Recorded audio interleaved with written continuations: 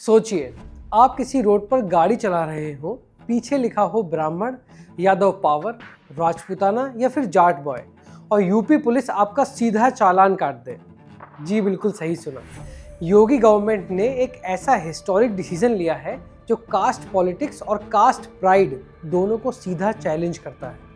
लेकिन सवाल ये है कि ये फैसला सिर्फ सोशल हार्मनी के लिए है या फिर इसमें पॉलिटिक्स का भी कोई बड़ा गेम छुपा हुआ है। आज के इस वीडियो में हम जानेंगे कि इस डिसीजन का सीधा असर 2027 इलेक्शन पर कैसे देखने को मिल सकता है, इसलिए वीडियो को पूरा देखिए। 16 सितंबर को इलाहाबाद हाई कोर्ट ने साफ कहा कि caste are anti national because they generate jealousy and antipathy.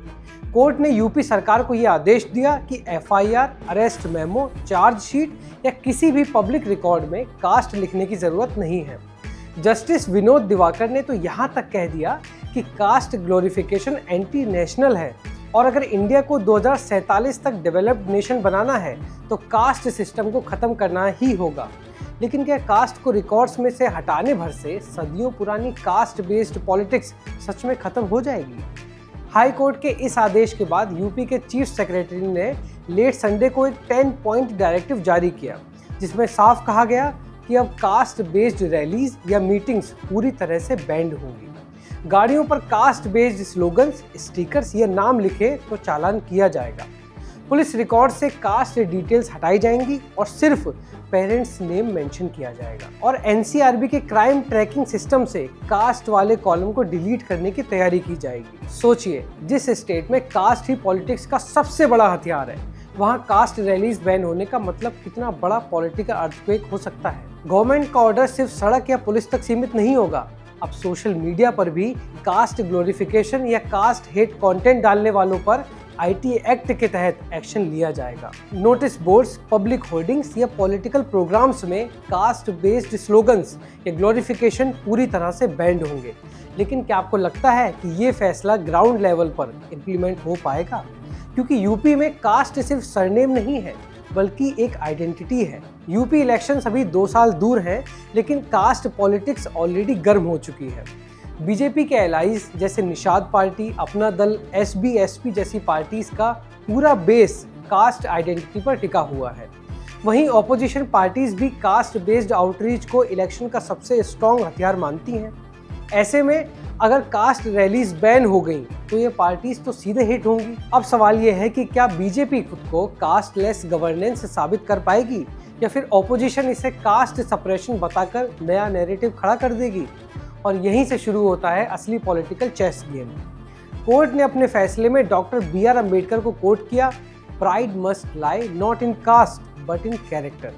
लेकिन ग्राउंड रियलिटी ये है कि यूपी जैसे स्टेट्स में कास्ट बेस्ड मोबिलाइजेशन ही इलेक्शन डिसाइड करते हैं। तो क्या ये डिसीजन डॉक्टर अम्बेडकर के सपने की तरफ एक कदम है या फिर ये सिर्फ कागजी घोषणा बनकर रह जाएगा?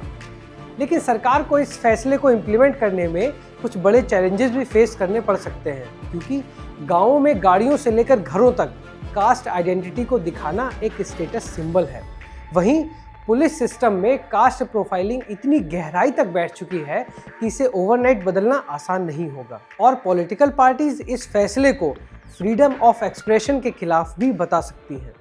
सच्चाई तो ये है कि अगर कास्ट हटाना इतना आसान ही होता तो 70 साल बाद भी कास्ट बेस्ड रिजर्वेशन पॉलिटिक्स इतनी रेलेवेंट क्यों ही होती।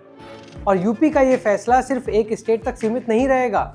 अगर ये मॉडल काम करता है तो ये पूरे इंडिया में लागू हो सकता है। इमेजिन कीजिए, अगर पूरे देश में कास्ट बेस्ड स्टिकर्स, स्लोगन्स और रैलीज बैन हो जाएं तो शायद पॉलिटिक्स का पूरा गेम ही बदल जाएगा।